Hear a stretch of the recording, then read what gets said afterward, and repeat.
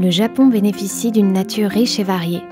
Les 4 saisons y sont bien marquées et la plupart de ces régions sont entourées par la mer et les montagnes. Dans chacune de ces régions, les spécialités culinaires y sont traditionnellement dégustées avec le saké local. La série Le goût du Japon présente l'incroyable diversité de la cuisine et des sakés du Japon en mettant l'accent sur les spécialités régionales.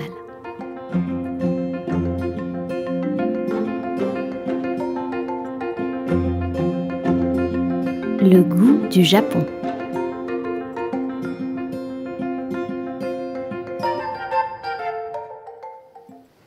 Bonjour à tous et bienvenue dans ce programme Le goût du Japon pour cette deuxième partie consacrée à la préfecture de Hyogo et la GI Nadagogo, la célèbre appellation des sakés japonais. Durant le premier épisode, nous avons vibré grâce à la cuisine de Mathieu sur la thématique de la mer, avec beaucoup de belles expériences avec les sakés de Nadagogo. Aujourd'hui, nous vous proposons une nouvelle expérience, cette fois-ci autour de la montagne de Rokko, où se trouve je dirais l'esprit de la terre de la préfecture de Hyogo. Je suis Xavier Tuisa, donc chef sommelier de Crillon à Paris, saké samouraï et président de l'association Kura Master des grands sakés japonais. Et avec moi, le chef Mathieu Poller, le chef de la célèbre ferme Saint-Siméon, le lieu même où les impressionnistes comme Boudin et Monet ont vécu et ont séjourné. Mathieu, bonjour.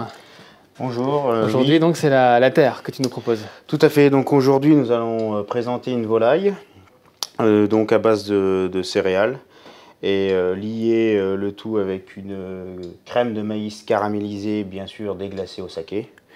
Ensuite, avec des iringots et quelques pousses de coriandre et bien sûr la figue. Et donc là, cette fois-ci, nous allons lancer donc le risotto de céréales avec un peu de verre de cébette que nous allons déglacer au saké. Donc là, on fait chauffer. Donc là, j'ai pris un peu de saké que je vais venir même à nouveau déglacer légèrement. On va venir déglacer légèrement. Ensuite, ici, nous allons venir colorer notre volaille. Donc bien sûr, une volaille fermière, hein. Donc là, on va attendre un peu que la coloration se fasse. Donc bien sûr, au niveau de la coloration, hein, on va venir ajouter de l'huile de pépins de raisin ou de l'huile d'olive. Et ensuite, incorporer une noisette de beurre. Ou tout bonnement la colorer au beurre. Ce qui est fait ici.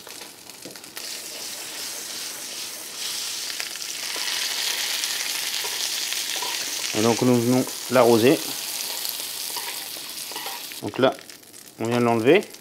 On dégraisse légèrement sa casserole. Voilà. On vient ajouter les ringots qu'on vient incorporer dedans. Et ensuite, nous venons déglacer le tout au jus de viande. Voilà, là ça chante. On va venir rajouter sa petite volaille dedans.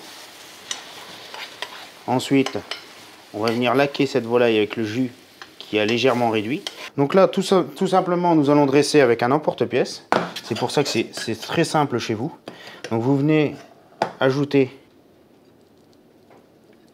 le petit céréal avec les cébettes liées à la purée de maïs déglacée, bien sûr, au saké. Donc une fois ceci fait, on enlève le cercle. Nous prenons notre volaille déglacée. On va venir gentiment l'émincer. Vous voyez, le glaçage a bien nappé la volaille. Et donc là, on vient poser joliment sa volaille sur le risotto, comme ceci. Voilà. On peut constater que c'est gourmand.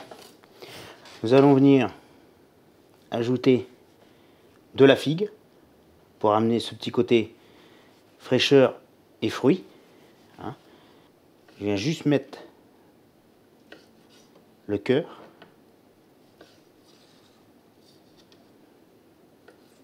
On peut venir mettre des bâtonnets comme ceci. On récupère les petits eringots pour apporter ce petit côté verdure. Voilà. Regarde, déglacé au saké.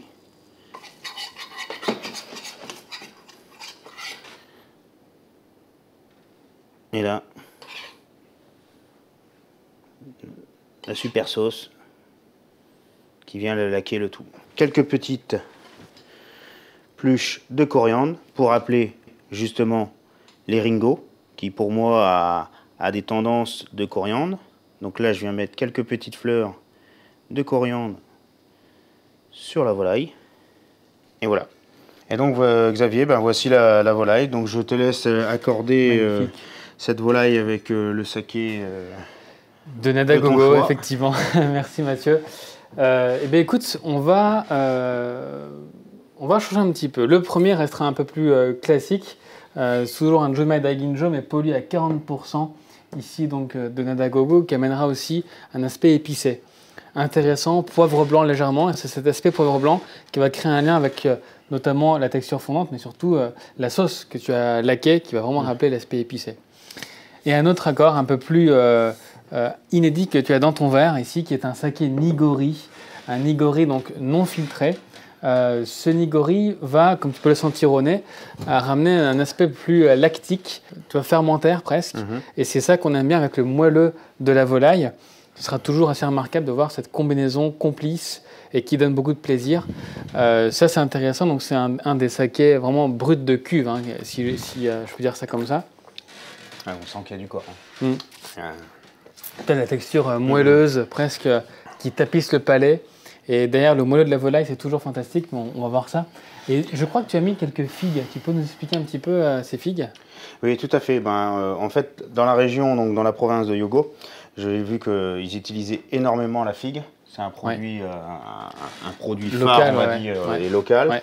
Donc c'est pour ça que j'ai voulu surtout la mettre en avant avec la volaille, puisque je trouve que l'accord s'associe bien. Bien sûr. Et que ça ramène aussi de la fraîcheur et puis ce petit côté... Du fruit pour ce saké, c'est très intéressant. Ouais. Donc, et aussi, on t'a vu tout à l'heure mettre du saké dans ta sauce pour déglacer. Qu'est-ce que ça apporte pour toi? Alors, je suis venu en fait déglacer mon jus dans la casserole avec un peu de saké pour justement ramener la longueur en bouche. Donc c'est surtout pour ça et puis ramener aussi ce petit côté fraîcheur. On goûte? Ah vas-y, commence par là. Bon. Et ces petites... Ce qui est bien avec le Junmai aussi, Daiginjo, c'est qu'on a le croquant du quinoa qui amène cet aspect un peu végétal, un peu tonique, un petit peu de panache aussi. Et ça, j'aime beaucoup parce qu'on a beaucoup de fraîcheur. Et donc là, l'éclat est intéressant là-dessus. En revanche, le moelleux et la sauce, ça, c'est magnifique. Franchement, c'est un très beau plat. En plus, c'est fait minute. C'est un plat facile à faire, hein, tu le fais devant nous. Très goûtu, beaucoup de texture, beaucoup de jeu comme ça, assez ferme pour le quinoa, le végétal, légère amertume aussi avec la fleur de coriandre. Le moelleux de la volaille, vraiment ces deux combinaisons sont assez fantastiques. Et encore une fois, les sakés de Nadagogo nous prouvent tout leur potentiel. Bravo chef. Merci. Et pour notre deuxième produit phare dédié en hommage à la montagne de Kobe, à la terre, un produit, Mathieu, assez prestigieux devant toi. Là, notamment, oui, on va travailler sur le bœuf de Kobe. Donc là, notamment, moi j'ai pris du bœuf normand étant donné que je viens de la Normandie. Et en l'occurrence, j'ai surtout, c'est au niveau de l'association qui peut surprendre, parce que là, je vais l'associer et je vais faire un mélange terre et mer. Pourquoi? Parce que en Honfleur, justement, on a la baie de Seine qui est en face de nous, et ensuite derrière les terres, un peu comme dans la région, je pense, de Hyogo. Hein? Oui, tout à fait. Et donc du coup, là, j'ai voulu faire une association terre et mer, et donc je vous présenter un bœuf avec de l'anguille fumée. Bien sûr, chez vous, vous pouvez utiliser l'anguille des sables, comme j'ai pu le constater. Donc là, j'ai pris en l'occurrence, moi, de l'anguille fumée de chez nous. Normande, ouais. Normande. Et là, en l'occurrence, je vais pouvoir vous présenter la recette avec la traditionnelle recette française qui est le bœuf carotte. Donc là, je vais venir incorporer des carottes et ensuite aussi de l'oignon. C'est parce que l'oignon, c'est un produit aussi que vous utilisez énormément au Japon. Tout à fait, ouais. Donc c'est pour ça aussi j'ai voulu faire ce petit rappel de l'oignon. Bon, un grand hommage à la préfecture. Voilà. Allons-y. Donc là, nous allons commencer à poêler le bœuf. Je mets du beurre dans une casserole. Donc là, on va venir assaisonner le bœuf, bien sûr. J'ai utilisé un morceau de faux filet, en l'occurrence, parce que c'est une viande pour moi qui a de la mâche et qui a du goût. Et on appelle ça, de toute façon, ça fait partie des viandes, des pièces du boucher. Et donc, c'est pour ça que j'ai surtout utilisé cette pièce-là. Et ensuite, je pense aussi que dans le bœuf de Kobe, le morceau de faux filet, c'est là où on voit qu'il est vraiment marbré. C'est là où je pense qu'on a vraiment l'excellence, le visuel de ce que c'est le vrai bœuf de Kobe, quoi.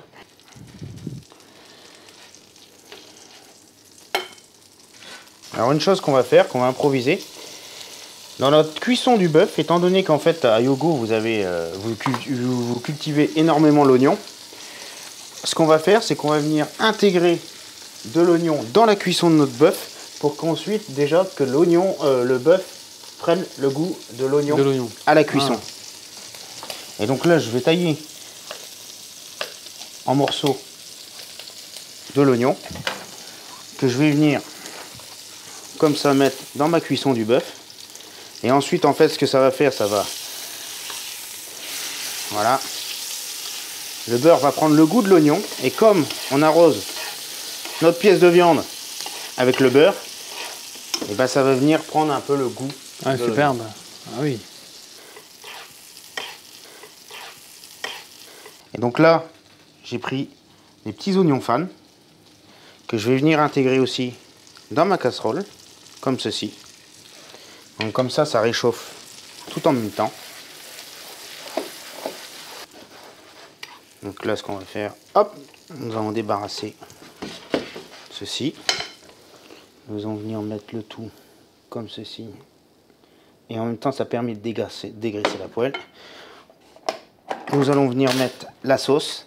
Alors la sauce, une chose que vous pouvez faire, c'est prendre du saté, le faire réduire, prendre du saté, le faire réduire.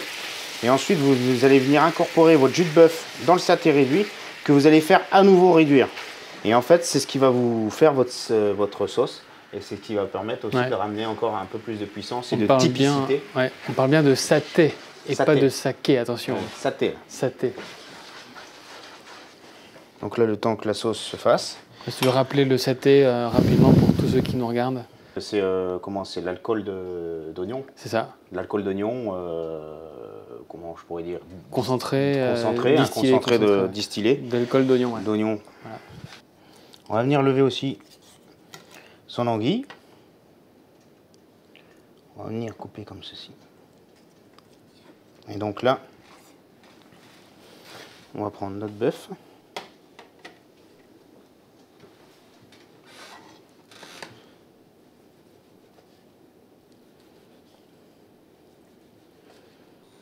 Comme ceci. On vient insérer les petits points d'oignon caramélisés. Voilà. Les petits morceaux d'anguille.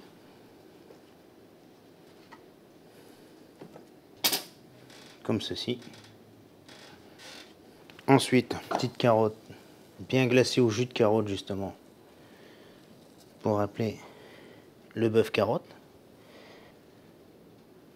Des petits oignons.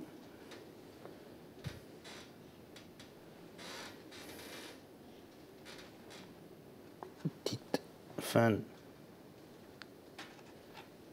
de carotte. Petit oignon pickles pour venir amener un petit peu de peps. Et puis là, nous venons mettre cette petite sauce. Et c'est vrai que la sauce avec le saté, le jus de bœuf avec le saté, serait terrible. Ouais. Donc Xavier, bah voici le bœuf. Donc je te laisse accompagner ce bœuf avec les sakés. Bon, merci beaucoup Mathieu, c'est vraiment une très très belle pièce. Superbe présentation. Et on a effectivement la tradition française bœuf-carotte, où tu as bien sûr intégré l'âme japonaise avec ces tamanegi, hein, comme on les appelle au Japon, ces beaux oignons. Écoute, on y va avec deux sakés, là aussi atypiques, toujours le secteur de Nada-Gogo ici, et le premier qui est un Honjozo. Le Honjozo est un saké muté, donc on a ajouté un petit peu d'alcool neutre dans le saké en fin de fermentation, ce qui a pour effet non pas de monter le degré d'alcool, mais en fait de rendre le saké beaucoup plus suave. C'est un petit peu comme une chaptalisation, on peut dire ça comme ça. C'est pas tout à fait le terme mutage comme Porto, hein, comme on l'entend, mais en fait c'est beaucoup moins d'alcool que ça. À Porto, on rajoute 12% de la cuve en alcool, là c'est 1% de la cuve. Donc c'est vraiment une touche d'alcool pour amener un peu plus de générosité et d'ampleur. Donc idéal avec le bœuf. Et bien sûr ensuite, ici tu as un des rares exemplaires de Taru Sake. Le Taru Sake, donc, qui est un saké élevé en fût de cèdre japonais. Et donc là, lui, il amène tout son épice, tout son relief, sa dimension presque bourguignonne en fait, hein, avec le passage en fût de chêne. D'ailleurs, je te fais goûter tout de suite ce très très beau Taru Sake que tu pourras découvrir avec ces notes de cèdre qui sont toujours assez magnifiques. Ah. On sent aussi... On sent le cèdre, hein, l'épice. Ouais. L'épice, oui. C'est presque... Ouais, c'est très très charmeur. Et en bouche, on a une structure qui est assez intéressante, qui n'est pas dans l'alcool. Et le Taru Sake reste bien un saké de repas, d'assiette, c'est certain. Alors, tu as fait quelque chose d'extrêmement intéressant. Tu as taillé ton bœuf pour qu'on puisse le manger comme au Japon avec les baguettes. Ça, c'est très très bien joué. Mais écoute, on va essayer de goûter tout ça à la japonaise. Voilà. Merci beaucoup. Alors, c'est une très bonne idée que tu as eue. Comme ça, on respecte vraiment toute l'âme du Japon avec sa baguette. Et avec l'anguille fumée, qu'est-ce que t'en penses? Ouais, l'anguille, elle amène ce côté très presque, alors j'allais presque te dire... Gras. Gras, voilà, c'est ça. Et le gras va vraiment être idéal avec... Et ça enrobe. Ouais, ça enrobe. Et c'est là où le Honjozo est extrêmement intéressant, parce qu'avec sa légère sucrosité en plus, son étoffe, sa générosité, ça marche très bien. Moi, j'aime beaucoup le saké et le bœuf, parce qu'en fait, ça rince le palais. Ça rafraîchit, ça laisse un palais disponible, digeste. C'est magnifique. Ouais. Et la cuisson du bœuf est vraiment magnifique. Voilà, sincèrement, avec l'anguille, le petit morceau d'anguille, tu prends le morceau de bœuf, ça... Ouais, c'est superbe. Un morceau de bœuf. En fait, comme le bœuf ici, il n'est pas aussi marbré que le bœuf de Kobe. Et c'est vrai qu'avec l'anguille, ça va... Hein? Le fumet amène beaucoup de persistance aussi. C'est vrai que ça tapisse le palais. Et c'est cette sensation, tu sais, très umami. Ouais. En fait, on a, et c'est l'umami qui est apporté par l'anguille, qui amène voilà, cette sapidité. C'est magnifique. Ça reste bien en bouche. Ça reste très en bouche. Et ça, c'est vraiment la signature umami. Bien joué. Parce que la vraie cuisine japonaise a besoin d'umami. Et les sakés de Nada-Gogo aiment aussi être au contact de l'umami. Parce que ça les révèle, ça donne de la persistance, une harmonie à l'ensemble. Et vraiment bravo parce qu'on a là encore 2 grands sakés qui font un lien sur le bœuf de façon magistrale. Bravo. Merci à tous de nous avoir suivis pour ce 2e épisode consacré à la terre, à la montagne aussi de Hyogo. Je crois qu'on a encore une démonstration avec le chef du grand potentiel des sakés de Nada-Gogo à créer le lien et l'émotion sur des plats de terre et des plats de viande.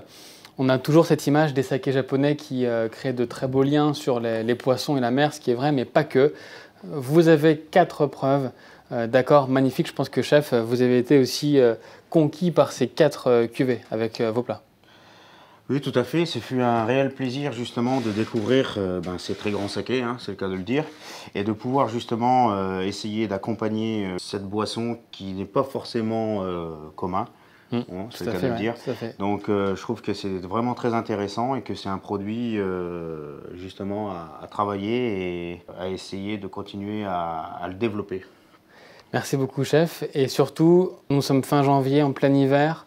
Il fait froid dehors, donc vous voyez que les plats d'hiver, comme les viandes, le bœuf ou la volaille, qui peuvent aussi être servis l'hiver, eh bien, sont aussi complices de la cuisine, même la cuisine normande. Tout à fait, voilà. Merci à tous, à très vite, bon hiver et on espère vous voir très bientôt.